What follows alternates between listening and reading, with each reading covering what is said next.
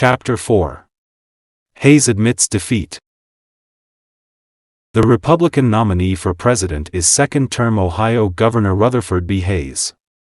Born October 4, 1822 in Delaware, Ohio, he, like Tilden, is admired and known for his reforms.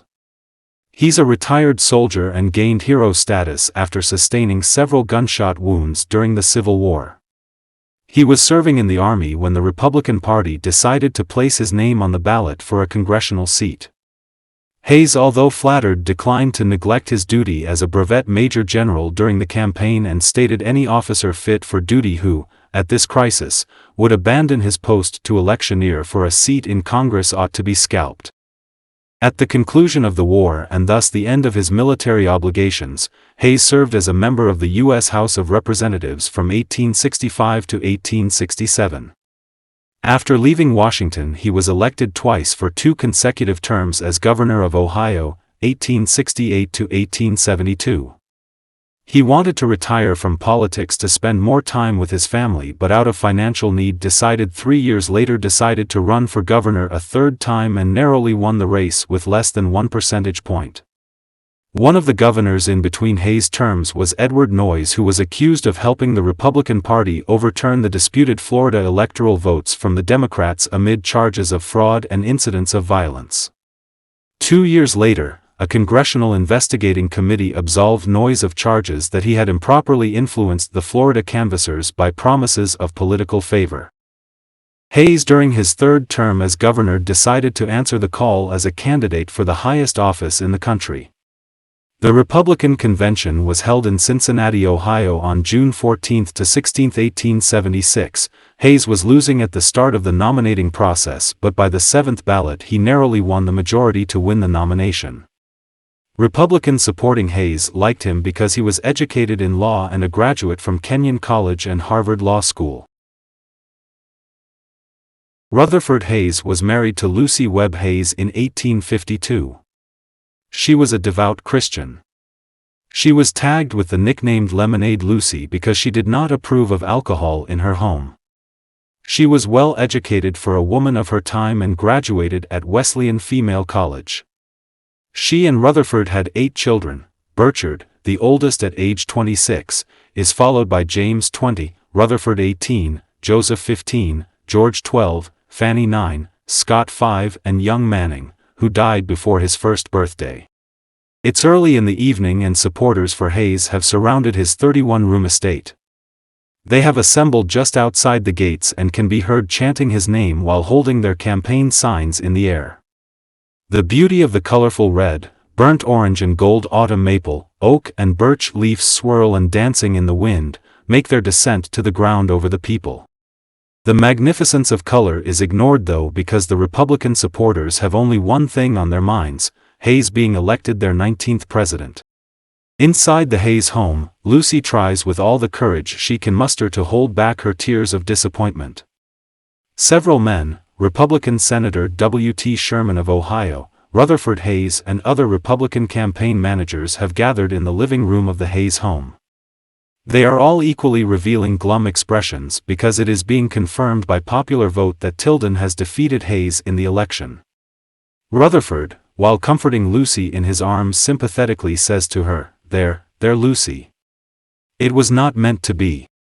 Lucy is displeased with her husband's calm submission. "It's shameful.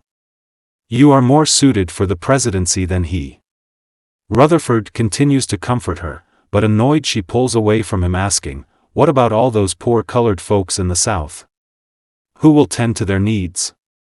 Wouldn't you agree, Senator Sherman?" The senator looks up and replies, "I do, my dear lady. It is quite shameful." Rutherford glares at Sherman for a brief moment before responding, "The colored folks in the South will continue to argue for federal reconstruction, and I'm confident President-elect Tilden will do right by them." Lucy moves away from Rutherford and walks toward the stairs. Before climbing them, she turns to the gentlemen gathered in the room and says, "Please excuse me. I feel I am becoming ill." She continues up the stairs without further comment. Hayes watches her for a brief moment and turns his gaze to the floor, feeling a wave of his own disappointment come over him. But for him, it is not only his disappointment in the results of his campaign, but a feeling that he has failed the party and the woman he loves so dearly. Unfortunately, there's nothing I can do about it now, he thinks to himself. Gathering his inner strength, he turns and walks back to the men gathered in the room, who have continued their conversation about the election. Hayes admits, the voters must have gone for Tilden due to the fame he gained with Tammany Hall and his Canal Ring reforms. It seems we Republicans had little hope for success, because of his accomplishments. Chapter 5. Democrats celebrate. Back in New York at the Everett House, the mood is elated. The crowd is cheering with the good news about their candidate's apparent victory. Tilden has won the popular vote by over 254,000. His die-hard fans and supporters wait to hear more about the ballot returns. Out on the streets, fires are built in garbage cans and people huddle near them to stay warm as they pass the time to hear more election news. At the Tilden mansion, the crowds of people have swelled, filling the streets for blocks. The community waits and chats amongst themselves regarding the good news. They cheer every time Samuel comes to the window to wave to them.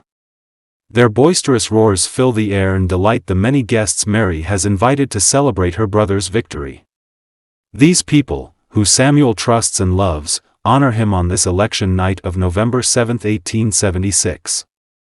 His victory is being celebrated across the nation. Inside the mansion are several of his distinguished friends and family, a mixed but cultured crowd. Politicians, notable stage actors, musicians and writers gather together for a private victory party. A variety of socialites, along with Sarah, Mary, John Bigelow, Mr. Magon, Mr. Smith, Congressman Hewitt and William Pelton are included in the mix. Standing by the staircase, Mary says to Samuel, "I truly am exhausted." For Samuel it has been a long day and he too needs rest, but he's busy enjoying the moment to think of sleep. William enters the room and stands close to his mother and uncle. Samuel smiles and asks Mary, "Are you bored?" Mary smiles, "Not bored, just simply tired." "So if you don't mind, Mr. President-elect," Mary says as she leans over to Samuel first, then her son, giving each a kiss on the cheek, "Tomorrow is another day." As Mary is taking her first step on the stairs, she is stopped by William, who says, "But mother, the night is still young." "It may be, but I am not," she replies with a grin. Samuel teases, "She's had a long day, William, entertaining the ladies so she can marry me off." Mary, never one to let her brother get the last word, defends herself. "I did no such thing." Samuel interrupts, "Don't think I didn't notice you and Sarah." Mary grins, realizing Samuel is on to her matchmaking efforts. She is one of the finest ladies in New York, and would be a wonderful first lady. Samuel smiles and says, "Be that as it may, she does not make my heart thump." Mary responds with sarcasm, "Make your heart thump? If you are in dire need to have your heart thump before you marry, dear brother, may I suggest you try running quickly up and down these stairs a few times."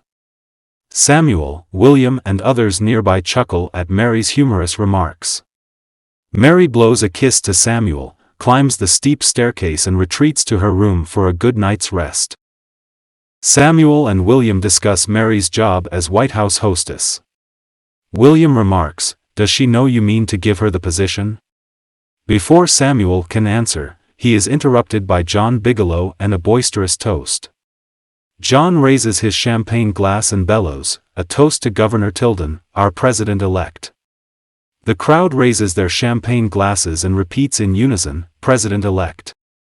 The spectators in the street see the toast through the large pane glass windows and begin to chant, "Tilden, Tilden, Tilden." The party continues through the night until sometime in the early morning hours, at which point Samuel has finally had enough and quietly ascends the stairs to his room, content knowing the people believed in and trusted his abilities to elect him President of the United States. He knows it won't be easy to expose and root out corruption within both parties for the nation, but his plan is to use the laws already in place to expose and arrest corrupt politicians and judges in both major parties. Boss Tweed and his cronies were just the tip of the iceberg. John Bigelow, who was a Republican before joining forces with Tilden and other honest men, all desired the same goal: to rid America of corruption that was spreading across the nation during President Grant's 2 terms.